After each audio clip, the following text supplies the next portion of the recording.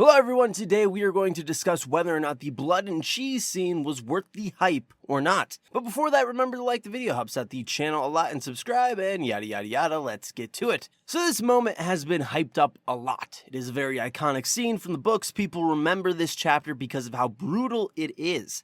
The actors were weirdly enough talking about this scene during interviews as well, saying how crazy it was to film. Which is weird, because this is a very spoilery thing. Like, you should just say no comment.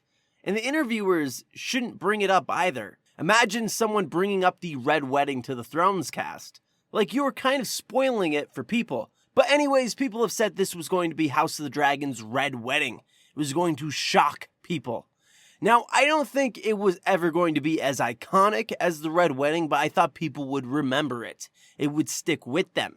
Because as I said, this chapter is brutal with great memorable lines. But after my viewing of episode 1, my initial reaction to it was, meh?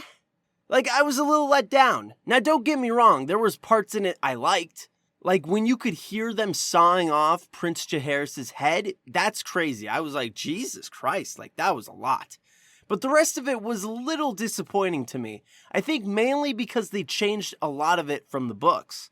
In the books, Blood and Cheese just seemed more competent. Like they knew what needed to be done. In the show, they just seemed kind of incompetent. Like they stumbled into the queen's apartments and were like, oh, here's a son.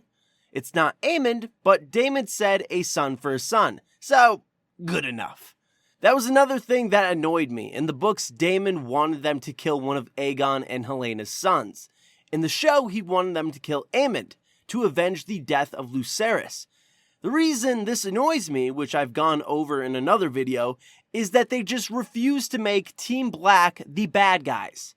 Like having Daemon send assassins to kill one of Aegon's children, who are completely innocent in all of this, is cruel and sadistic. But sending them to kill Aemond, who killed Lucerys, isn't as bad because he started it. He committed the crime. It would be justice. Like, they want people to choose a side between the Greens and the Blacks, but you're making one side so unlikable compared to the other. The other big change here is that Helaena has 3 children in the books. Jaehaerys, Jaehaera, the twins, and Maelor, who is 2 years old. In the show, they cut out Maelor. The showrunner says he has not been born yet. So who knows if the kid will appear or not. But anyways, with having 2 sons in the room, Blood and Cheese make Helaena choose which son is going to die.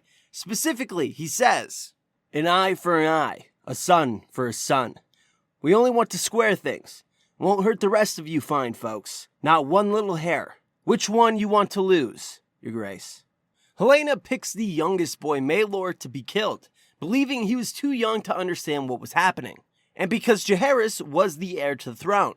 Cheese taunts Maelor, saying, you hear that, little boy? Your mama wants you dead. Then Blood, with a grin on his face, kills Jaehaerys instead, taking his head off with a single blow. Which is doubly cruel if you think about it. You make the mother choose who to kill, then they kill the other one. Maelor will now have to live with the fact that his own mother picked him to die. Like, it just adds a whole lot of trauma to this whole ordeal. In the show, Helaena doesn't really have to make that decision because there are only 2 children. And one is a boy and one is a girl.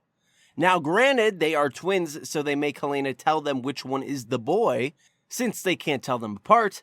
So Helaena does point out Jaehaerys for them, but they would have been able to figure it out too. You know, boys have certain pieces, girls don't. So yes, Helaena probably has guilt for what she did, pointing out Jaehaerys, but it's not nearly as traumatic as the book version. Now these are my feelings on it, but I'm a book nerd. So I asked a friend who hasn't even read a book what she thought of this scene. And she liked it.